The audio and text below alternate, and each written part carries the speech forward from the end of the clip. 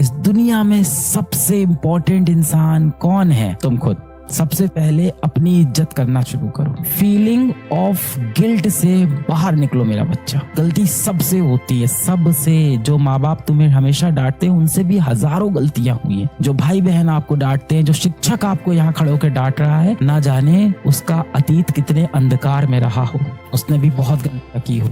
Feeling of guilt से बाहर निकलो। Life is all about to learn and to adopt according to the situation. गलतियां हुई हैं, सीखेंगे, कम बैक करेंगे, ये एटीट्यूड होगा। क्यों नहीं पढ़, यहाँ के नियम कानून बेटा यही है, यहाँ यही सब चलता। क्यों नहीं पढ़ सकता मैं 12 घंटे? नहीं होगी 12 घंटे पढ़ाई, 10 होगी, 9 होगी, 8 घंटे तो इफेक्टिव निकल के आएंगे ना इसमें से कम से कम। पहले दिन 8 होगी, अगले दिन 9 होगी, अगले दिन 10 होगी। धीमे धीमे धीमे प्रैक्टिस के साथ आप इम्प्रूव करते हुए 12 पे पहुंच जाओगे। हार नहीं माननी है, हार नहीं माननी है। भूल जाओ कि कोई साथ देने वाला है अगर आप जीवन में कुछ अच्छा नहीं कर पाए। ये बात तो अपने दिमाग से पूरी तरह से बेटा आप निकाल दो। जिस दिन अच्छा रिजल्ट आ गया, देखना पूरी दुनिया तुम्हारे अगल बगल टहल रही होगी। यही तो होता है, यही दुनिया का सत्य है, यही दुनिया का सत्य है। आप लोग किसी शादी ब्याह में कभी गए होगे ना, शादी ब्याह में, बर्थडे फंक्शन में। जैसे ही कोई एक बड़ा आदमी, अमीर आदमी शादी ब्याह में एंटर करता है, सारी भीड़ चली जाती है दरवाजे की तरफ। अरे साहब आए, साहब आए, अरे साहब आइए, अरे साहब आप कहाँ थे, आप इतनी देर से आए नहीं थे। अरे कोई नहीं, दूसरी बार केक काट लेंगे, जयमाल फिर से करा लेंगे, वरमाला फिर से करा देंगे। आप आए साहब आइए, क्या खाएंगे सर? आइसक्रीम सर, छोटो आइसक्रीम लेके आओ, आइसक्रीम खिलाओ इनको। क्या क्या? पान लेके आओ, पान लेके आओ।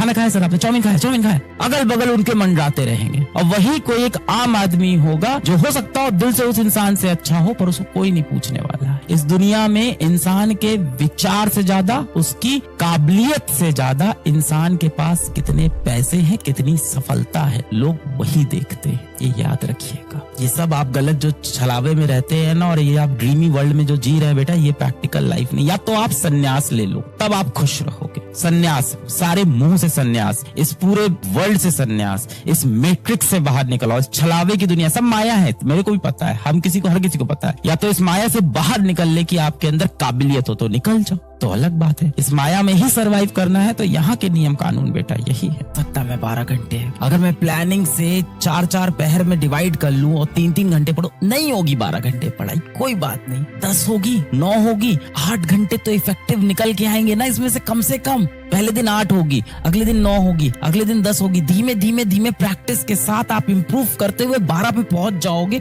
अगर आप में जुनून है बेटा, हार नहीं माननी है, हार नहीं माननी है। बहुत शक्तिशाली हो आप। याद करो, आप जब छोटे थे क्लास में फर्स्ट नहीं आए थे। आप छोटे में हर कोई फर्स्ट, हर कोई नहीं आता यार, हर कोई आता तो पूरी क्लास फर्स्ट आती। अगर जब तुम क्लास फर्स्ट में थे, सेकंड में थे, 5th में थे, फर्स्ट आए थे ना, उस समय बहुत कम मेहनत थी क्या? अरे उस उम्र के हिसाब से, उस क्लास के हिसाब से आपने बहुत मेहनत की थी, आपके अंदर टैलेंट था। हुआ क्या, धीमे धीमे बड़े होते होते पता नहीं वो टैलेंटेड बच्चा आपके अंदर से कहाँ चला गया यार। और ये झूठी दुनिया में फंसा हुआ ये बालक कहाँ आ गया है बाहर। तब क्या तुम्हारे अंदर एनर्जी थी, उस एनर्जी को वापस लाओ। कैसे टारगेट चेस करते थे याद है? कैसे अपने गोल के, अपने लक्ष्य के, अपने सपने की तरफ भागते थे बचपन में। जब कोई रेसिंग कंपटीशन होता था, ऐसे पूरा पैर पटक के, जूता टूट गया, दौड़े जा रहे हैं, जीतेंगे। उस स्पिरिट से बेटा खेलने आइए वापस। अरे वाकिफ कहाँ जमाना हमारी उड़ान से, वो और थे जो हार गए आसमान से।